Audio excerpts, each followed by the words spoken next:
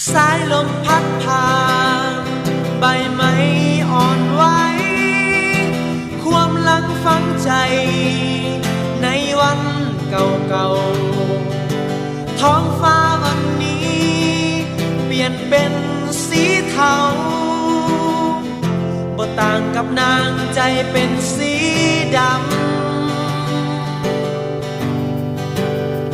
หนทางยังไกล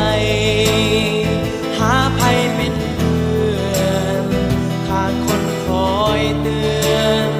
ใจยิ่งสับสนสองขาอ่อนแอยอมแข่งสายฝนต้องยอมทุกข์ทนในเรื่องผ่านมา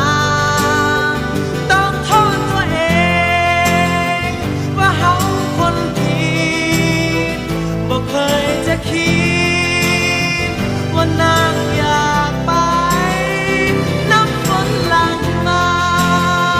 น้ำตาก็ไหลต้องยืนเสียใจผิดหวังคนเดียวไปเถอะน้องบ่ต้องห่วงใยหมดความอาลัยใจน้องเป็นอื่นอยากให้น้องบ่ต้องทนฝืนอย่าทนคงคืนเมื่อเฮาจบกัน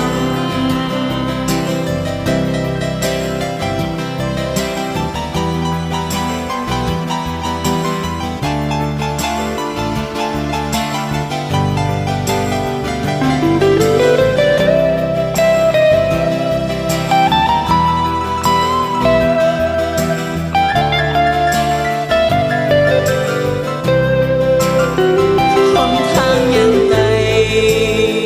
หาภัยเป็นเพื่อนขาดคนคอยเตือนใจยิ่งสับสนสองขาอ่อนแอยอมแข่งสายฝนต้องยอมทุกข์ทนในเรื่องผ่านมาวอนสายฟ้าผ่ากลางใจเฮาเด่นนางและเขาให้มันสมใจแยกทางไปแล้วหมดเรื่องกันไปก็ยอมให้ใจต้องถึกซ้ำเติมไปเถอะน้องบ่ต้องห่วงใยหมดความอาลัยใจน้องเป็นอื่นอยากให้น้องบ่ต้องทนฝืนอย่าทนคงคืนเมื่อเฮาจบกันอย่าได้